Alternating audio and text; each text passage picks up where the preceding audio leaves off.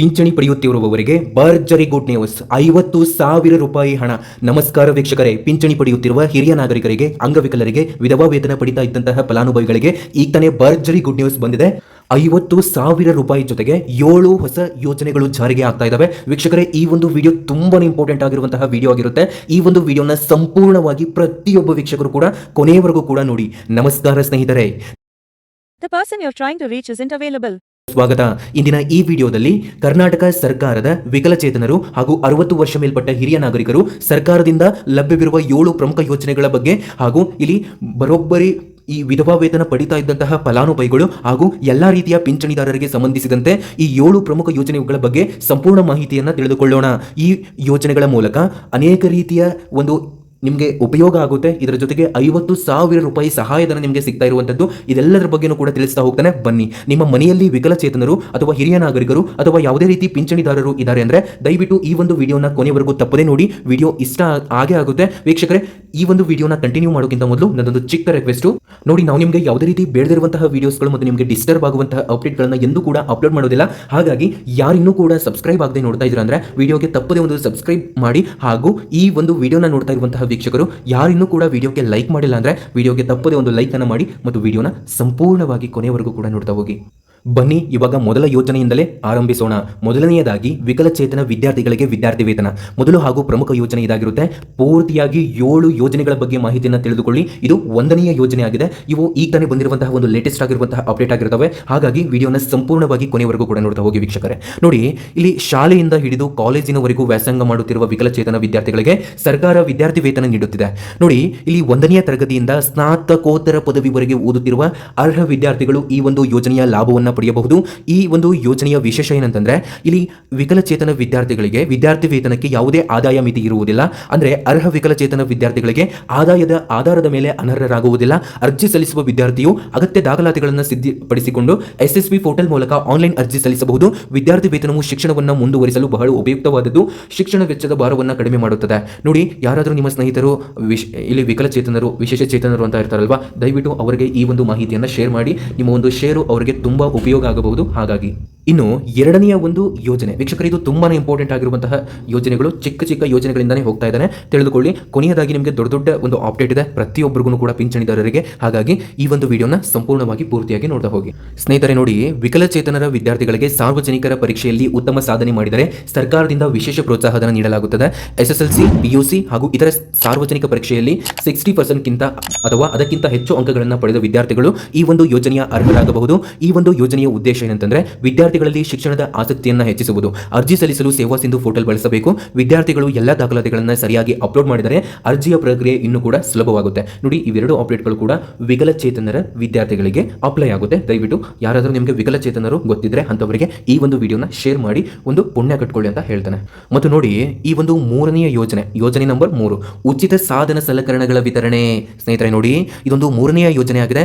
ವಿಕಲಚೇತನರಿಗೆ ದೈನಂದಿನ ಜೀವನದಲ್ಲಿ ಅಗತ್ಯವಾಗಿರುವ ಹಲವು ಸಾಧನೆಗಳನ್ನು ಸರ್ಕಾರ ಉಚಿತವಾಗಿ ವಿತರಿಸುತ್ತದೆ. ಇವುಗಳಲ್ಲಿ ಕ್ಯಾಲಿಫರ್ಸ್, ಬ್ರೈಲ್ ವಾಚ್, ವಾಕಿಂಗ್ ಸ್ಟಿಕ್ ಮತ್ತು ಕೃತಕ ಕೈ ಹಾಗೂ ಕಾಲುಗಳು ಮತ್ತು ಶ್ರವಣ ಸಾಧನಗಳು, ಇವುಗಳನ್ನು ಇವಾಗ ಈ 3ನೆಯ ಯೋಜನೆ ಅಂತಲೇ ಹೇಳಬಹುದು.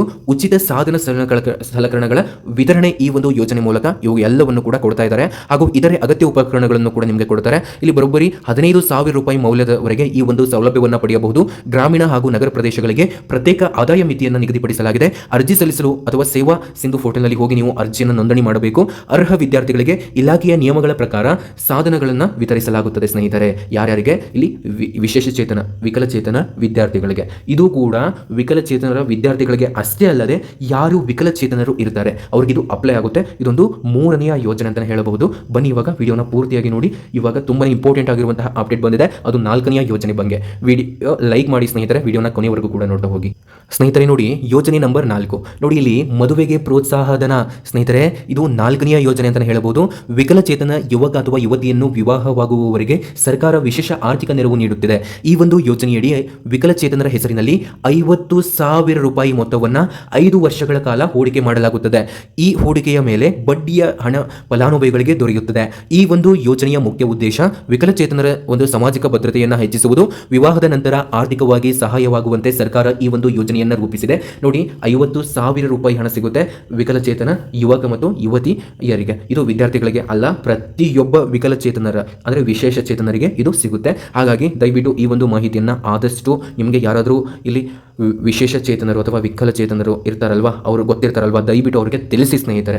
ಇವಾಗ ಬನ್ನಿ ವೀಕ್ಷಕರೇ, ಮುಂದಿನ ಅಪ್ಡೇಟು ಇದು ಯೋಜನೆ ನಂಬರ್ 5 ಅಂತಲೇ ಹೇಳ್ಬೋದು. ಇದು ತುಂಬಾ ಇಂಪಾರ್ಟೆಂಟ್ ಆಗಿರುವಂತಹ ಅಪ್ಡೇಟ್ ಸ್ನೇಹಿತರೆ. ನೋಡಿ, ಇಲ್ಲಿ ಆಧಾರ್ ಸ್ವಯಂ ಉದ್ಯೋಗ ಯೋಜನೆ ಸ್ನೇಹಿತರೆ, ಇದು ತುಂಬಾ ಇಂಪಾರ್ಟೆಂಟ್ ಆಗಿರುವಂತಹ ಅಪ್ಡೇಟ್ ಆಗಿರುತ್ತೆ. ನೋಡಿ, ಈ ಒಂದು ವಿಡಿಯೋ ಮಾಡಲು ತುಂಬಾ ಶ್ರಮ ಪಟ್ಟಿದ್ದೇನೆ, ಹಾಗಾಗಿ ವಿಡಿಯೋನ ಪೂರ್ತಿಯಾಗಿ ನೋಡಿ ಮತ್ತು ವಿಡಿಯೋಗೆ ತಪ್ಪದೆ ಒಂದು ಲೈಕ್ ಅನ್ನು ಮಾಡಿ. ನೋಡಿ, ಇದೊಂದು 5ನೇ ಯೋಜನೆ ಆಗಿದೆ ಸ್ನೇಹಿತರೆ. ಉದ್ಯೋಗ ಮಾಡಲು ಆಸಕ್ತಿ ಇರುವ ವಿಕಲಚೇತನರಿಗೆ ಸರ್ಕಾರ ಆಧಾರ್ ಯೋಜನೆಯ ಮೂಲಕ ನೆರವು ನೀಡುತ್ತಿದೆ. ನೋಡಿ, ನಿಮ್ಮ ಸ್ನೇಹಿತರು ಸ್ವಲ್ಪ ಜನ ಹೇಳ್ಬೋದು, ನಾನು ವಿಕಲಚೇತನ ಇದ್ದೇನೆ, ನನಗೆ ಯಾವ ಉದ್ಯೋಗ ಸಿಗುತ್ತೆ ಹಾಗೆ ಹೀಗೆ ಅಂತ. ದಯವಿಟ್ಟು ಈ ಒಂದು ಮಾಹಿತಿಯನ್ನು ಅವರಿಗೆ ತಿಳಿಸಿ. ವಿಡಿಯೋ ಶೇರ್ ಮಾಡಲಿಕ್ಕೆ ಆಗಲಿಲ್ಲ ಅಂದರೆ ನೀವೇ ಸ್ವತಃ ಅವ್ರಿಗೆ ಹೇಳ್ಬಹುದು ಮಾತನಾಡ್ತಾ. ನೋಡಿ, ಉದ್ಯೋಗ ಮಾಡಲು ಆಸಕ್ತಿ ಇರುವ ವಿಕಲಚೇತನರಿಗೆ ಸರ್ಕಾರ ಆಧಾರ್ ಯೋಜನೆಯ ಮೂಲಕ ನೆರವು ನೀಡುತ್ತಿದೆ. ಈ ಒಂದು ಯೋಜನೆಯಡಿ ನಿಮಗೆ ಏನೇನು ಸಿಗ್ತಾ ಇದೆ ಅಂತಂದ್ರೆ 50% ಹಣವನ್ನು ಬ್ಯಾಂಕ್ ಸಾಲವಾಗಿ ನೀಡಲಾಗುತ್ತದೆ. ಉಳಿದ 50% ಹಣವನ್ನು ಸರ್ಕಾರದಿಂದ ಸಹಾಯಧನವಾಗಿ ನೀಡಲಾಗುತ್ತದೆ. ಇದರ ಮೂಲಕ ಅಂಗಡಿ, ಸಣ್ಣ ವ್ಯಾಪಾರ, ಸೇವಾ ಕೇಂದ್ರ ಅಥವಾ ಇತರೆ ಸ್ವಯಂ ಉದ್ಯೋಗ ಆರಂಭಿಸಬಹುದು ಸ್ನೇಹಿತರೆ. ಈ ಒಂದು ಯೋಜನೆಯ ಉದ್ದೇಶ ವಿಕಲಚೇತನರು ಉದ್ಯೋಗಕ್ಕಾಗಿ ಇತರರನ್ನು ಅವಲಂಬಿಸದೆ ಸ್ವಾವಲಂಬಿಗಳಾಗಿ ಇರುವುದು ಇದರ ಒಂದು ಉದ್ದೇಶ ಆಗಿದೆ. ಅರ್ಜಿ ಸೇವಾ ಸಿಂಧು ಪೋರ್ಟಲ್ ಮೂಲಕನೇ ನೀವು ಸಲ್ಲಿಸಬೇಕಾಗುತ್ತೆ. ಈ ಒಂದು ಯೋಜನೆಗೆ ಏನಪ್ಪಾ ಅಂತಂದ್ರೆ ನಿಮಗೆ ಉದ್ಯೋಗವನ್ನು ಕೊಡಲಾಗುತ್ತೆ ಸರ್ಕಾರದಿಂದ ಈ ಒಂದು ಆಧಾರ್ ಯೋಜನೆಯಲ್ಲಿ. ಹಾಗಾಗಿ ಸೇವಾ ಸಿಂಧು ಪೋರ್ಟಲ್ನಲ್ಲಿ ಹೋಗಿ ಅರ್ಜಿಯನ್ನು ನೀವು ಸಬ್ಮಿಟ್ ಮಾಡಬಹುದು, ಅಪ್ಲೈ ಮಾಡಬಹುದು. ಪ್ರತಿಯೊಬ್ಬ ವಿಶೇಷ ಚೇತನರಿಗೂ ಕೂಡ ಇದು ಅವಕಾಶ ಇರುತ್ತೆ. ಇನ್ನು ಯೋಜನೆ ನಂಬರ್ 6, ಇದು 6ನೆಯ ಒಂದು ಯೋಜನೆಯಾಗಿದೆ, ವಿಶೇಷ ಶಿಕ್ಷಣ ಯೋಜನೆ. ನೋಡಿ ಸ್ನೇಹಿತರೆ, 6ನೆಯ ಯೋಜನೆ ಇದಾಗಿರುತ್ತೆ. ಬುದ್ಧಿಮಾಂದ್ಯತೆ, ದೃಷ್ಟಿದೋಷ ಹಾಗೂ ಶ್ರವಣ ದೋಷವುಳ್ಳ ಮಕ್ಕಳಿಗಾಗಿ ಸರ್ಕಾರ ವಿಶೇಷ ಶಿಕ್ಷಣ ವ್ಯವಸ್ಥೆ ಕಲ್ಪಿಸಿದೆ. ರಾಜ್ಯದ ವಿವಿಧ ಭಾಗಗಳಲ್ಲಿ ಸ್ವಯಂ ಸೇವಾ ಸಂಸ್ಥೆಗಳ ಸಹಯೋಗದಲ್ಲಿ 164 ವಿಶೇಷ ಶಾಲೆಗಳನ್ನು ಕಾರ್ಯನಿರ್ವಹಿಸುತ್ತಿವೆ. ಈ ಶಾಲೆಗಳಲ್ಲಿ ಮಕ್ಕಳಿಗೆ ಸಾಮಾನ್ಯ ಶಿಕ್ಷಣದ ಜೊತೆಗೆ ವಿಶೇಷ ತರಬೇತಿ, ಪುನರ್ವಸತಿ ಹಾಗೂ ಅನಗತ್ಯ ಮಾರ್ಗದರ್ಶನ ನೀಡಲಾಗುತ್ತದೆ. ಇದು ಸಾವಿರಾರು ಕುಟುಂಬಗಳಿಗೆ ಬಹಳ ಉಪಯೋಗವಾಗುತ್ತೆ. ನೋಡಿ, ವಿಶೇಷ ಶಿಕ್ಷಣ ಯೋಜನೆ ನಿಮಗೆ ಸಿಗ್ತಾ ಇರುವಂತದ್ದು ಸ್ನೇಹಿತರೆ. ಈ ಒಂದು ಯೋಜನೆಯ 6ನೆಯ ಒಂದು ಯೋಜನೆಯಿಂದ ಪ್ರತಿಯೊಬ್ಬ ವಿಶೇಷ ಚೇತನರು ಇದರ ಒಂದು ಸದುಪಯೋಗವನ್ನು ಪಡೆದುಕೊಳ್ಳಬಹುದು. ನೋಡಿ, ಯಾವುದೇ ರೀತಿ ವೀಕ್ ಆಗಬೇಕೆಂದಿಲ್ಲ, ನೀವು ಕೂಡ ಎಲ್ಲರಷ್ಟೇ ಸ್ಟ್ರಾಂಗ್. ನೋಡಿ, ಇಲ್ಲಿ ಹಿರಿಯ ನಾಗರಿಕರಿಗೆ ಸಂಬಂಧಪಟ್ಟಂತಹ ಇವಾಗ ಅಪ್ಡೇಟ್ ನಿಮಗೆ ಕೊಡ್ತಾ ಇದ್ದಾನೆ, ಬನ್ನಿ. ಇದು ಯೋಜನೆ ನಂಬರ್ 7 ಅಂತ ಹೇಳಬಹುದು. ಹಿರಿಯ ನಾಗರಿಕರಿಗೆ ಹಗಲು ಯೋಗಕ್ಷೇಮ ಕೇಂದ್ರ. ನೋಡಿ, ಇದೀಗ ಕೊನೆಯ ಹಾಗೂ ಪ್ರಮುಖ ಯೋಜನೆ ಅಂತ ಹೇಳಬಹುದು ಸ್ನೇಹಿತರೆ. 60 ವರ್ಷ ಮೇಲ್ಪಟ್ಟ ಹಿರಿಯ ನಾಗರಿಕರಿಗಾಗಿ ರಾಜ್ಯ ಸರ್ಕಾರ ಹಗಲು ಯೋಗಕ್ಷೇಮ ಕೇಂದ್ರಕ್ಕೆ ಆರಂಭಿಸಿದೆ.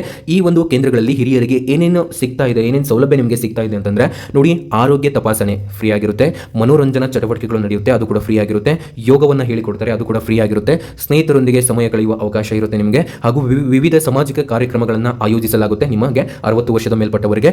ರಾಜ್ಯದ ಹಲವು ಜಿಲ್ಲೆಗಳಲ್ಲಿ ಈ ಕೇಂದ್ರಗಳು ಕಾರ್ಯನಿರ್ವಹಿಸುತ್ತಿವೆ. ಆಲ್ರೆಡಿ ಹಿರಿಯ ನಾಗರಿಕರು ಏಕಾಂಗಿ ಜೀವನ ಕಡಿಮೆ ಮಾಡಿ ಉತ್ತಮ ವಾತಾವರಣ ಕಲ್ಪಿಸುವುದು ಈ ಒಂದು ಯೋಜನೆಯ ಉದ್ದೇಶ ಆಗಿದೆ. ಇದೊಂದು ಇಂಟ್ರೆಸ್ಟಿಂಗ್ ಆಗಿರುವಂತಹ ಯೋಜನೆ ಆಗಿರುತ್ತೆ. ಈ ಒಂದು ಯೋಜನೆಗಳ ಬಗ್ಗೆ ನಿಮ್ಮ ಅನಿಸಿಕೆ ಏನು ಎಂಬುದನ್ನು ದಯವಿಟ್ಟು ಕಾಮೆಂಟ್ ಮಾಡಿ ತಿಳಿಸಿ ವೀಕ್ಷಕರೇ. ಮತ್ತು ನೋಡಿ ಸ್ನೇಹಿತರೆ, ಅರ್ಜಿ ಸಲ್ಲಿಸುವ ಮುನ್ನ ಗಮನಿಸಬೇಕಾದ ವಿಷಯ ಇದಾಗಿರುತ್ತೆ ಸ್ನೇಹಿತರೆ. ಯಾವುದೇ ಯೋಜನೆಗೆ ಅರ್ಜಿ ಸಲ್ಲಿಸುವ ಮೊದಲು ಆಧಾರ್ ಕಾರ್ಡ್, ಅಂಗವೈಕಲ್ಯ ಪ್ರಮಾಣ ಪತ್ರ, ಆದಾಯ ಪ್ರಮಾಣ ಪತ್ರ ಮತ್ತು ಇಲ್ಲಿ ಬ್ಯಾಂಕ್ ಖಾತೆಯ ವಿವರ ಹಾಗೂ ಪಾಸ್ಪೋರ್ಟ್ ಗಾತ್ರದ ಫೋಟೋ, ಮೊಬೈಲ್ ಸಂಖ್ಯೆ, ಈ ದಾಖಲಾತಿಗಳನ್ನು ಸಿದ್ಧಪಡಿಸಿಟ್ಟುಕೊಳ್ಳಿ. ಅರ್ಜಿ ಸಲ್ಲಿಸುವ ಮೊದಲು ಯೋಜನೆಯ ಅಧಿಕೃತ ಮಾರ್ಗಸೂಚಿಯನ್ನು ಓದುವುದು ಉತ್ತಮ ಸ್ನೇಹಿತರೆ. ಕೊನೆಯ ಮಾತು ನೋಡಿ, ಇಂದು ನಾವು ನೋಡಿದ 7 ಪ್ರಮುಖ ಯೋಜನೆಗಳು ವಿದ್ಯಾರ್ಥಿ ವೇತನ, ಪ್ರತಿಭಾವಂತರಿಗೆ ಪ್ರೋತ್ಸಾಹಧನ, ಉಚಿತ ಸಾಧನ ಸಲಕರಣೆಗಳು, ಮದುವೆ ಪ್ರೋತ್ಸಾಹಧನ, ಆಧಾರ್ ಸ್ವಯಂ ಉದ್ಯೋಗ ಯೋಜನೆ, ವಿಶೇಷ ಶಿಕ್ಷಣ ಯೋಜನೆ, ಹಿರಿಯ ನಾಗರಿಕರಿಗೆ ಹಗಲು ಯೋಗಕ್ಷೇಮ ಕೇಂದ್ರ. ನಿಮ್ಮ ಮನೆಯಲ್ಲಿ ಯಾರಾದರೂ ವಿಕಲಚೇತನರು ಅಥವಾ ಹಿರಿಯ ನಾಗರಿಕರಿದ್ದರೆ ಈ ಮಾಹಿತಿಯನ್ನು ತಪ್ಪದೇ ಅವರಿಗೆ ತಿಳಿಸಿ. ಅರ್ಹರಾಗಿದ್ದರೆ ಸೇವಾ ಸಿಂಧು ಪೋರ್ಟಲ್, SSP ಪೋರ್ಟಲ್ ಮೂಲಕ ಅರ್ಜಿ ಸಲ್ಲಿಸಿ ಈ ಯೋಜನೆಗಳ ಪ್ರಕಾರ ಪಡೆಯಿರಿ. ಇಂತಹ ಇನ್ನಷ್ಟು ಸರ್ಕಾರಿ ಯೋಜನೆಗಳ ಮಾಹಿತಿ ನಮ್ಮ ಅಪ್ಡೇಟ್ ಅಲರ್ಟ್ ಕನ್ನಡ ಯೂಟ್ಯೂಬ್ ಚಾನಲ್ಗೆ ಸಬ್ಸ್ಕ್ರೈಬ್ ಮಾಡಿ. ಈ ಒಂದು ವಿಡಿಯೋನ ನಿಮ್ಮ ಸ್ನೇಹಿತರೊಂದಿಗೆ ಹಂಚಿಕೊಳ್ಳಿ, ಸಂಬಂಧಿಕರ ವಾಟ್ಸ್ಆಪ್ ಗ್ರೂಪ್ಗಳಿಗೂ ತಪ್ಪದೇ ಶೇರ್ ಮಾಡಿ. ಮುಂದಿನ ಮತ್ತೊಂದು ಪ್ರಮುಖ ಅಪ್ಡೇಟ್ ತಗೊಂಡು ಮತ್ತೊಂದು ವಿಡಿಯೋದಲ್ಲಿ ಭೇಟಿಯಾಗೋಣ. ಧನ್ಯವಾದಗಳು. ಜೈ ಹಿಂದ್, ನಮಸ್ಕಾರ, ಜೈ ಕರ್ನಾಟಕ ಮಾತೆ.